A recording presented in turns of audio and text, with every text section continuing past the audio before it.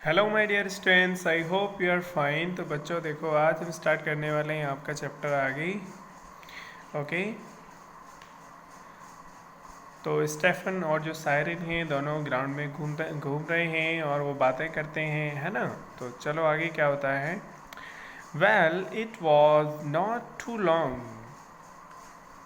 तो ज़्यादा देर नहीं हुई थी, मतलब it was not too long, बहुत ज़्यादा देर नहीं हुई थी। Before the other children noticed, कि दूसरे बच्चों का ये ध्यान जाता how much fun Siren and Stefan were having. मतलब सायरन और स्टेफन कितने मज़े कर रहे हैं, दूसरे बच्चों का इस बात पे ध्यान जाए तो इस बात को ज़्यादा देर नहीं हुई थी। मतलब बाकी के बच्चों का ध्यान भी बहुत जल्दी ही उनकी तरफ जाने लगा। एंड वेरी सून, और बहुत जल्दी, दे बिगेन टूगेदर राउंड, और बाकी के बच्चे वो इकट्ठा होना शुरू हो गए। And join in the games and the stories, और सायरन और स्टेफन जो गेम्स खेल रहे थे वो स्टोरीज एक दूसरे से बता रहे थे उनको। उन गेम्स में खेलने के लिए, उनके साथ स्टोरीज सुनने के लिए वो ज्वाइन हो गए। Before the bell rang to call the children back to class. तो देखो, जब before the bell rang to the call the children back to the class, यानी बच्चों को क्लास में वापस बुलाने के लिए घंटी बजने से पहले, there was a big group of children, तो बच्चों का एक बहुत बड़ा ग्रुप था। ऑल गैदर्ड, सभी इकट्ठा हुए थे। Around listening to Siren, Siren को सुनने के लिए। Tell stories about life Tehran, जो कि टेहरन के बारे में स्टोरीज, टेहरन जहाँ वो रहती थी अपने गांव में, टेहरन में, अपने सिटीज़ में, वहाँ की लाइफ कैसी थी, वहाँ के बारे में जो स्टोरी बता रही थी उसको सुनने के लिए सारे बच्चे इकट्ठे हो गए थे।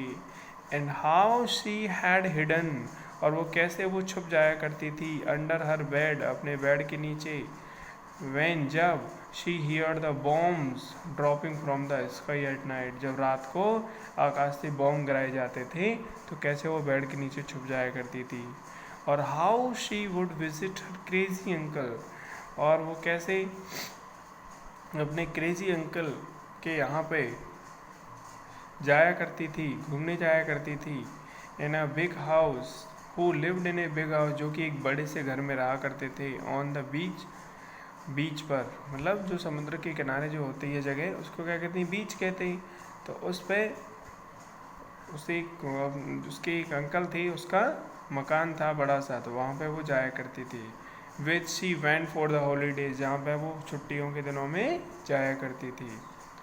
The children were amaze to hear such stories, तो बच्चों को बड़ा आनंद आया ये ऐसी स्टोरियाँ सुन करके, कहानियाँ सुन करके। And could not help asking lot of questions, और वो खुद को नहीं रोक सके बिना क्वेश्चन पूछे। Which siren was happy to answer, जिन क्वेश्चंस का आंसर भी देने में सायरन बहुत खुश महसूस कर रही थी। In turn siren asked about England, तो इस तरह से सायरन ने भी इंग्लैंड के बारे में काफ़ी कुछ पूछा। And why it was so cold, यहाँ इतनी ठंड क्यों है। इवन दो, भले ही इट वॉज समर टाइम, यहाँ गर्मियों के समय में भी इतनी ठंड क्यों है। And why the queen did not like visitors, और जो रानी जो है वो विजिटर्स को क्यों पसंद नहीं करती है। This made the children laugh, तो इस क्वेश्चन से बच्चे जो थे वो हंस गए सारे। इन द एंड, और अंत में, a teacher had to come out into the playground, और एक टीचर प्ले ग्राउंड में आती है and call the children back to the class, और बच्चों को वापस से क्लास में ले जाती है। बिकॉज, क्योंकि they had not even noticed, क्योंकि उन्होंने इतना भी ध्यान नहीं दिया। The bell ringing, because they were having so much fun, कि वो मस्ती करने में इतनी बिजी हो गई कि उन्हें बेल का भी पता नहीं चला, इसलिए टीचर बुलाने आती है। ठीक है, देखो आप देख रहे हैं ना, यहाँ पे एक टीचर है बच्चों को बुलाने आई हुई है, वो है ना।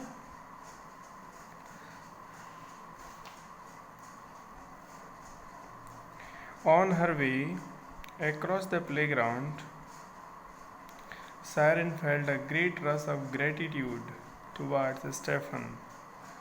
तो ग्राउंड में से जब वो क्लासरूम में जा रहे थे तो जाते हुए, तो मैदान में से होकर के जाते हुए सायरन ये सोच रही थी, ठीक है, siren felt a great rush of gratitude.